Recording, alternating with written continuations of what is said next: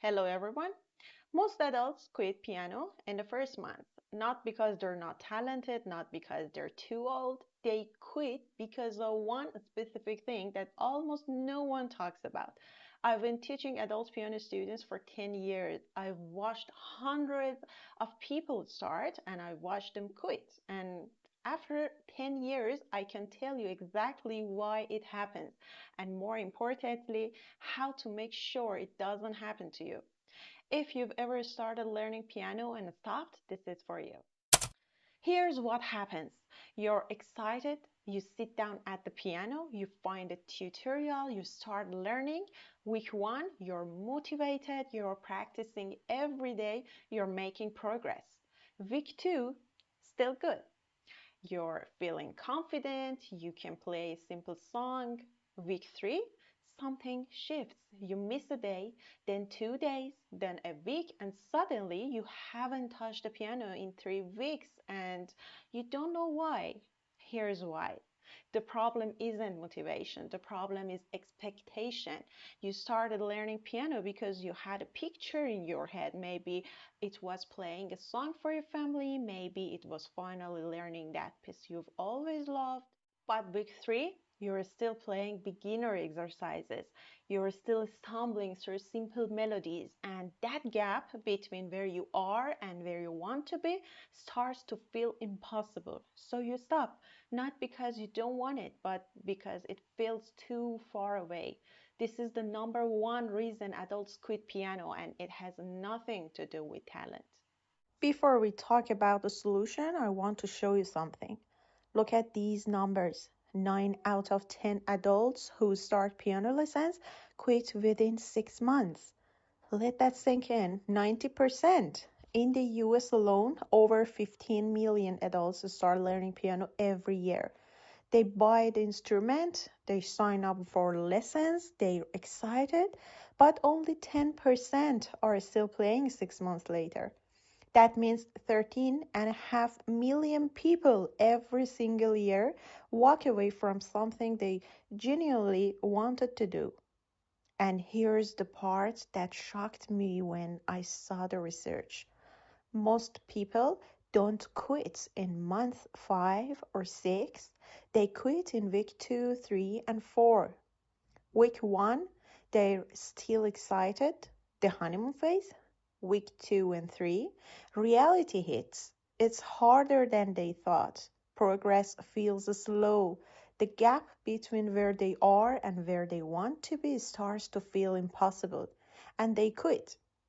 Not because they're not talented, not because they're too old. They quit because no one told them this is normal. No one told them that week 3 is supposed to feel hard, that the frustration they're feeling is part of the process, not a sign that they should stop. And here's the other number that breaks my heart. The average adult beginner practices for 23 days, less than a month, then they stop. 23 days. Think about that. Most people spend longer deciding which piano to buy than they spend actually learning to play it. This isn't a piano problem. This is an expectation problem. And that's exactly what we're going to fix. So, why does this happen? Let me show you exactly what a bad method looks like. This is how most piano tutorials teach adults. They start with this: C major scale, up and down, 5 minutes.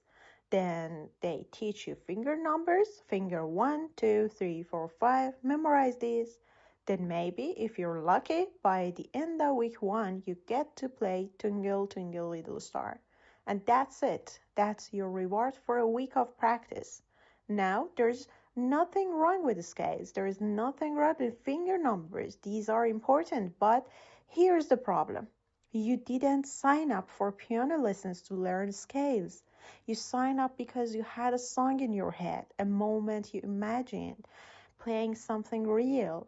And a bad method makes you wait months, sometimes years, before you get there. So, of course, you quit. Of course, you lose motivation because the method wasn't designed for you. It was designed for a 10-year-old who has a parent forcing them to practice. You're an adult. You have 40 minutes on a Tuesday evening and you need to feel like those 40 minutes were worth it. That's the difference between a good method and a bad method. A bad method teaches theory first, music later. A good method teaches music first, theory comes along the way.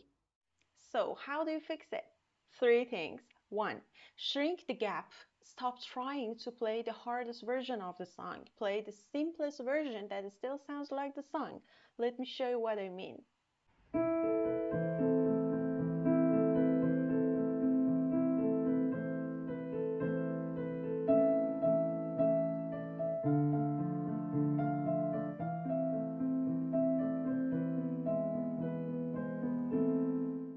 This is Bella Ciao. The advanced version might take you a month to learn, but this simplified version, just 30 minutes. Which one should a beginner start with? The simple one. But most tutorials teach the hard version and then wonder why people quit. 2. Celebrate small wins. Every time you play something, even if it's messy, even if it's slow, that's progress. Your brain doesn't know the difference between perfect and good enough. It just knows, did I do the thing? So do the thing, even if it's not perfect. 3. Build the habit, not the skill. The people who stick with piano are the most talented. They're the most consistent. 5 minutes a day beats 1 hour on Sunday because 5 minutes a day builds the habits. And the habit is what keeps you going when motivation runs out.